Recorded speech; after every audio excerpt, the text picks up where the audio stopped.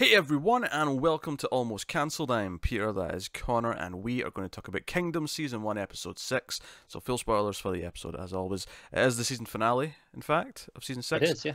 Although, one of the things I guessed when I found out it was, picked up for 2 seasons of 6 episodes each, I made the assumption that maybe it's really just one 12-episode season split in 2, and after watching this episode, I kind of feel that way. Yeah, which I'm going to put out as a pretty big critique because I hate it when this happens. I really do. Yeah, it seems to be not super often, but it does seem to be happening. Like 1 or 2 shows a year seem to do this, where they'll have the thing split in 2, and I want to be. I am consistent in complaining. I don't want to just make it look like I'm picking on this show. Yeah, it leaves me feel unfulfilled. Like, even though this is mostly a very good episode. Yeah, there's nothing wrong with most of the episode. It's a bit of a quieter episode than the last couple. It's more about build up than it is about the actual the payoff, as it were. Which is frustrating because we don't get any payoff at the end, right? It builds up to a cliffhanger. Yeah, because it all builds up, and then because they spend all episode, and I love this sort of idea of it, where they spend most of the episode preparing because the undead horde is coming towards the city. We have to prepare. If this was the second last episode of a season, oh boy. Yes, because they're like, okay, right, so they can't go in the water, so we'll use that to our advantage. We'll put little platforms in the water. We'll have archers and we'll have gunners on the platforms, and they can safely try and help with the horde, and we'll have people back at the castle. Blah blah blah. All this going on. It's all great stuff set up. And it got to the point where they're waiting all night. It's like, okay, we just have to make it another hour till sunrise. And I'm like, oh god. And then the sun comes up, and it's a really nice, beautifully done, sequence of the sun coming up, and they're all kind of relieved, and it's like, oh great, we can pack up, everyone get rest, we start preparing for tonight. After we had some rest, because obviously they've been awake all night naturally, so it's sleep time. But I'm like, right, I feel like we're getting towards the end of the episode though. I feel like we're about to have a swerve, and sure enough. Because in my head I thought, okay, this is where we actually changed the rules. Because as soon as they thought they were safe because it was daytime, I immediately said to myself, okay, now they're going to be able to something's going wrong. Yeah. They're going to be allowed to come out in daytime now for some reason. I said in my head the rules are about to change. It's not actually that the rules changed. It's just that we didn't understand what the rule was. Which I like, because just changing the rules because you've got to have the escalation. Yeah, can feel cheap. Well, it depends why it changes. If there's a reason for it, it's changed. Well, yeah, but it wasn't establishing a reason for the change. For they can just come out in sunlight now. It wasn't going to establish just a really clear reason, without it being a misunderstanding for me. Unless if you have to tell me, oh, the virus evolved, something or other like that. That can feel a bit cheap and easy to me. I mean, it can do. It just depends how they do it. And you had no idea what the reason was going to be. It could have been anything. But it actually turned out it's COB who actually, because she finds the flower again, and once again it's in a place called the Frozen Lands, and there seems to have been a zombie chained up here. Because there's a funny little sequence of what's his face, the magistrate, trying to pretend to be helpful, and he's went away to pick medicinal flowers for her, and he's just come back with all these weeds. He's like, yeah, how did you not pick anything else but weeds? And he's like, what? And he's just all, he's kind of a lovable buffoon in many a way. So she ends up going up to this area called the Frozen Lands where they're not supposed to go, and she finds the flower that started the whole thing. And it's actually when we come back to them. If I have one complaint about the episode, actually, just in terms of how it shows things, I thought it was weird we never actually cut to those two in that cave during the night, because they were there all night as everyone else was waiting for stuff to happen. It felt weird to me never to cut to them, for them to say, hey, they might be in danger because they're away from everyone else. I get that. I guess just the way they went round to it. I don't know, and those zombies were round in that direction, so there was nothing interesting to show us. I just felt. I do think it's weird, that, not to show them at least on edge. Just on edge, hearing the noise in the woods and going, "Oh, was that something?" Just one scene like that to establish they're still there. Because when it cut back to them the next morning, I was like, "Oh, they're still here." I thought they were. Okay. Yeah. All right, fair enough. But then she has this realization that it wasn't the sunlight that was keeping them, asleep during the day. It was the temperature, and the idea that we're getting closer to winter now means that defense I love that, because it changes the rules for season 2 in a really meaningful way, because this safety net of we just have to make it to daytime and then we can spend all day preparing for the horde at night, that's gone. Now Yeah. it's just they are going to be relentless for months. Yeah, and it goes into, obviously we knew they were afraid of the water, but Yeah. also the fire was another big thing. And it's not just because, if you burn the body, that's it, it's done. It's literally the heat of The it heat, yeah. that scares them, because it's like, that's what they'll, in the same way they were scared of the sun. Yeah, yeah. Because I would argue, because he says they're scared of water. I don't know if I would say they're scared of water just so much as they just physically can't deal with water. I agree. It felt more like a mistranslation, that one, to me. Yeah, but maybe the I'm just going with subtitles, that. yeah, it was a little bit off. Because I feel like I don't think they actually fear it. It's just that once they're in it, they can't do anything. Yeah, whereas the fire, I think they definitely are Yeah. afraid of. They act that way in the same way they do with the sun. Like, that scramble to get away. Yeah, and it also explains some of this, because we were talking about back at the start when they first revealed this, and we said, oh, it's a little bit vampire-y, but it's different because they're not just bursting into flames right away, and that's clearly why, because it's not just the sunlight hits them and it's like, sunlight. It's not that at all. It's just it's gradually getting warmer. The sun hitting them is obviously a bit of a hit of heat, and it's like okay, so. I still question if it would actually hurt them though, or at least to death. Would it actually kill them if they were out in the sun? I don't know. One way to find out. Or is it just unpleasant? Yeah, it could be. Because they're too stupid to realise that it's not. Because they associate with heat with maybe like leading to more heat, to leading to fire. Like, yeah, it could be. Yeah. Are they just not smart enough to understand that? No, it's fine. It's basically comfortable for a few hours. Yeah. I don't know. But I like that. I like that revelation because it leaves in this place where, oh shit, the one big safety net we've had all season is gone for next year.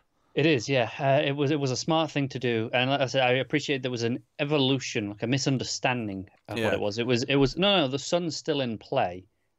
Yeah. In a sense, just not in the way that we thought it was. It's just not as relevant in the winter when it's cold all day. Yeah, exactly. Yeah. It wasn't just no, sun doesn't bother them. It still affects them. It's just not as big a deal. Yeah. So we end with the hordes just running through the forest, and I did like how this felt. It felt like, there was those shots where they're looking at the forest, waiting for just thinking they're hearing things, and it sounded like there was like a kraken coming from the forest. It did, didn't it? It sounded demonic. It's fantastic. And I like that. I don't know, I think the cliffhanger is a great cliffhanger for the end of the season, and I think the revelation of we've had this wrong is a good revelation to have in your finale. Oh, absolutely. Everything else though feels like it's not a finale. Yeah. Everything else just feels like it is frustrating because it feels like I'm building up all episode. If we get to the end of the night and it's like, wait, that was it, and it's like, no, that's not it. They're still coming. Yeah, but and you're like, oh, showdown time. In the day, it's gonna be shot completely differently, right? Yeah. All the nighttime scenes. But the music's spilling up, so it's about to go to the credits. Yeah, exactly. And I'm like, oh, god damn it! It's just one of these things. Yeah. One of these not quite a seasons. As always, though, I don't want to defend it much because I actually agree it's frustrating, and I don't like that they do this. I would rather they just put out a full season for a full season, or rate it as two different seasons. But I'll defend it to a point and say this is only relevant right now. Once both seasons 1 and 2 are out, when anyone ever watches this in the future, they're just going to watch it as one big thing anyway. They are. It's only relevant upon its initial release, which I would hazard a guess and say will be the minority of the lifetime viewers of the thing. Probably, but I never liked this defense. I understand that you're right. That is technically true. It's only a problem now. But in my opinion, you should be able to please both, right? If you're doing your job properly. What else did we have? We had the not that shocking a twist, but I still liked the twist just because it made sense. Was that the queen's not actually pregnant? Yeah, like she was never pregnant at all. Yeah, because we assumed she was pregnant. It was just it's 50-50 as to whether it's a boy or a girl, right? And we were like, yeah, okay, sure. If it's a girl, they just steal a boy. Fine. Nope, not at all. No. It was always about stealing a boy. Always. Yeah. It's kind of amusing and fantastic. Yeah, I mean, a really dark scene with that one woman giving birth, and then we don't quite see what happens, but the midwife comes out and says, "Oh, this fight," because they're all concerned because the baby stops crying, right? It goes really quiet, very eerily. Yeah. And the woman's like, "No, mother and baby are fine." Nursing. Yeah. And then there's like a quick shot of like someone just scrubbing up blood. Lots of blood. Lots of blood, yes. So dark times indeed. Yeah. All I could think though was like it's almost cruel to make like what a dozen pregnant women sit and listen to someone giving birth because it sounds so painful and they're all just sitting there going, They've probably all heard it before in that time period, though. They probably have, but I just like, but it's the sort of thing where it's on your mind because you're going to go through it soon, right? It's not just like Yeah. Now I'm with you. because everyone knows pregnancy is painful and difficult, right? At least for most people, right? I worked with someone years ago who had like the most easy pregnancy ever. Like it sounded like she barely felt it. It just popped out. That was it. Oh, I just knew someone who went through a 3-day labor. If I recall correctly, she didn't even realize she was pregnant until she was like 4 months in. Yeah. You get people like that, don't you? It's weird. Like, I thought I was just eating a bit too much chocolate. We've all been there. Yeah, but in our case, it can't turn out that we're just pregnant. Yeah. I say just Nice. as if that's the preferable option. It might be. Well, it may be depending on who you are, but I feel like if you're not expecting it, it's a bit of a shock to the system. A bit It more. probably is, but at least you go, whew, can keep eating those chocolates. Yeah, well, there's an extra body in there processing some of the chocolate Yeah, for you. it needs some of that energy. So we have that little twist. The king's still wanting vengeance, as he's been. I really love the edit of it's the woman washing the blood, cleaning the blood on the floor, scrubbing it, and it cut to the two servants for the queen, cleaning the floor. Yeah, and they're talking about how there was one drop of blood in one of her clothes once, and So they burned the burnt whole thing. dress. Yeah. But I thought it was a really nice edit. That was a nice edit, and I liked him talking about how he's got so many bodies at the bottom of this lake, but it's like a really beautiful lake. Like it's a vista that you would put on a postcard. Yeah. But he's talking about how there's almost so many bodies like at the bottom of the lake that he's dumped there, and that's what Power's really about. But we even mentioned at the start of the episode, like all the red hats come in, and there's like a flashback to the previous night that we saw at the start of the conversation last episode. Yeah. And we see that there's a mole on your team, Crown Prince. And someone told them we were coming, and Mu Young's like freaking out. He's like, Anna, how dare you come after Crown Prince? But it's all right because Anne's got it sorted. He's got his entire army ready with the bows and the arrows. They just pop up on all the roofs. Yeah, and then they take them out very quickly. It was a satisfying scene. Yeah, it was. But so yeah, potential mole. I mean, the obvious candidate's the magistrate, right? Is, but I think that's too easy. Yeah, he's not dramatic enough. I suspect he doesn't have the guts to actually betray someone. Not really. Not when there's someone right there who could, just behead him. Yeah, I mean, unless we get Yeon Shin as there's like a twist where what his intentions are, I feel like it'll probably end up being a case of whoever it is isn't actually against it. They're not villainous. Like there's not a misunderstanding per se, but like, there was other motivations for doing what they did. Probably. I don't know. Yeah. Intriguing though. It's intriguing. It's funny because I'd almost forgotten about it because so much happened. Afterwards. It's intriguing if potentially cliche, depending on how it's played out. Yeah. But I'm giving it the benefit of the doubt. I don't really mind if this show has cliched elements though. Like for me, it's all about the survival and the action of dealing with the zombies. It's true. Yeah. No, I'm with you. I want to mention it, but it's because it's not the focus. I'm a lot more forgiving, I'd say. Of those sorts of things. It's not what the show excels at. The show excels of the survival. The main characters are fairly likable at this point, which is nice. Yeah, and then just fantastic direction in action. Yeah, that's what I come to the show for now. Yeah. And obviously it's left us in a pretty excited place for season 2. So yeah, which I assume will be early 2020. I imagine so. Potentially. We've seen with these where they've ordered 2 at once that they've kind of put out the second one a bit quicker than we expect. Yeah, they could almost hit the second season for like Halloween time, maybe, if they wanted to.